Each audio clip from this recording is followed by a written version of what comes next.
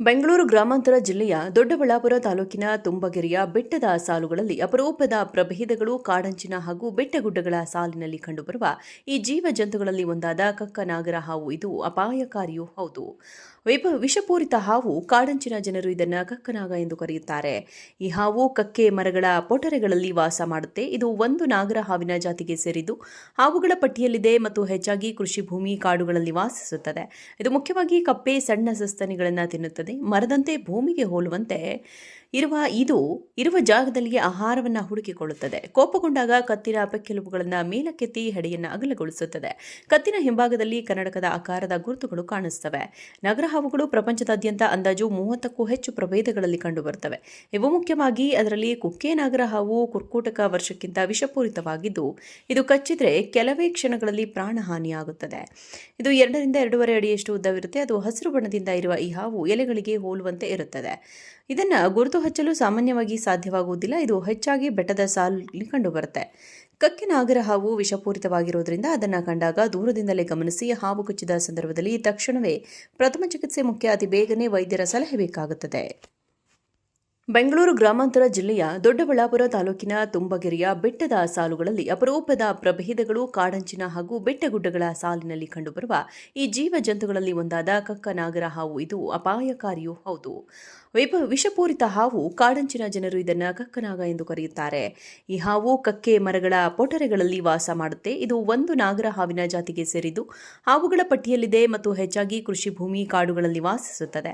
ಇದು ಮುಖ್ಯವಾಗಿ ಕಪ್ಪೆ ಸಣ್ಣ ಸಸ್ತನಿಗಳನ್ನು ತಿನ್ನುತ್ತದೆ. ಮರದಂತೆ ಭೂಮಿಗೆ ಹೋಲುವಂತೆ ಇರುವ ಜಾಗದಲ್ಲಿಯೇ ಆಹಾರವನ್ನು ಹುಡುಕಿಕೊಳ್ಳುತ್ತದೆ. ಕೋಪಗೊಂಡಾಗ ಕತ್ತಿನ ಪೆಕ್ಕೆಲುಬುಗಳನ್ನು ಮೇಲಕ್ಕೆತ್ತಿ ಹೆಡೆಯನ್ನು ಅಗಲಗೊಳಿಸುತ್ತದೆ. ಕತ್ತಿನ ಹಿಂಭಾಗದಲ್ಲಿ ಕನ್ನಡಕದ ಆಕಾರದ ಗುರುತುಗಳು ಕಾಣಿಸುತ್ತವೆ. ನಗರ ಹಾವುಗಳು ಪ್ರಪಂಚದಾದ್ಯಂತ ಅಂದಾಜು 30ಕ್ಕೂ ಹೆಚ್ಚು ಪ್ರಭೇದಗಳಲ್ಲಿ ಕಂಡುಬರುತ್ತವೆ. ಇವು ಮುಖ್ಯವಾಗಿ ಅದರಲ್ಲಿ ಕುಕ್ಕೆ ನಾಗರ ಹಾವು ಕುರ್ಕೋಟಕ ವರ್ಷಕ್ಕಿಂತ ವಿಷಪೂರಿತವಾಗಿದ್ದು, ಇದು ಕಚ್ಚಿದ್ರೆ ಕೆಲವೇ ಕ್ಷಣಗಳಲ್ಲಿ ಪ್ರಾಣಹಾನಿಯಾಗುತ್ತದೆ.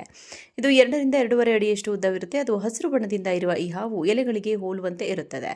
ಇದನ್ನು ಗುರುತು ಹಚ್ಚಲು ಸಾಮಾನ್ಯವಾಗಿ ಸಾಧ್ಯವಾಗುವುದಿಲ್ಲ. ಇದು ಹೆಚ್ಚಾಗಿ ಬೆಟ್ಟದ ಸಾಲಲ್ಲಿ ಕಂಡುಬರುತ್ತೆ.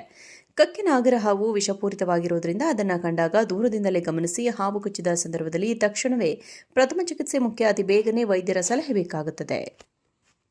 ಬೆಂಗಳೂರು ಗ್ರಾಮಾಂತರ ಜಿಲ್ಲೆಯ ದೊಡ್ಡಬಳ್ಳಾಪುರ ತಾಲೂಕಿನ ತುಂಬಗೆರೆಯ ಬೆಟ್ಟದ ಸಾಲುಗಳಲ್ಲಿ ಅಪರೂಪದ ಪ್ರಭೇದಗಳು ಕಾಡಂಚಿನ ಹಾಗೂ ಬೆಟ್ಟಗುಡ್ಡಗಳ ಸಾಲಿನಲ್ಲಿ ಕಂಡುಬರುವ ಈ ಜೀವ ಜಂತುಗಳಲ್ಲಿ ಒಂದಾದ ಕಕ್ಕನಾಗರ ಹಾವು ಇದು ಅಪಾಯಕಾರಿಯೂ ಹೌದು.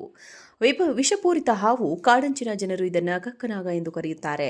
ಈ ಹಾವು ಕಕ್ಕೆ ಮರಗಳ ಪೊಟರೆಗಳಲ್ಲಿ ವಾಸ ಮಾಡುತ್ತೆ. ಇದು ಒಂದು ನಾಗರ ಹಾವಿನ ಜಾತಿಗೆ ಸೇರಿದ್ದು ಹಾವುಗಳ ಪಟ್ಟಿಯಲ್ಲಿದೆ ಮತ್ತು ಹೆಚ್ಚಾಗಿ ಕೃಷಿ ಭೂಮಿ ಕಾಡುಗಳಲ್ಲಿ ವಾಸಿಸುತ್ತದೆ.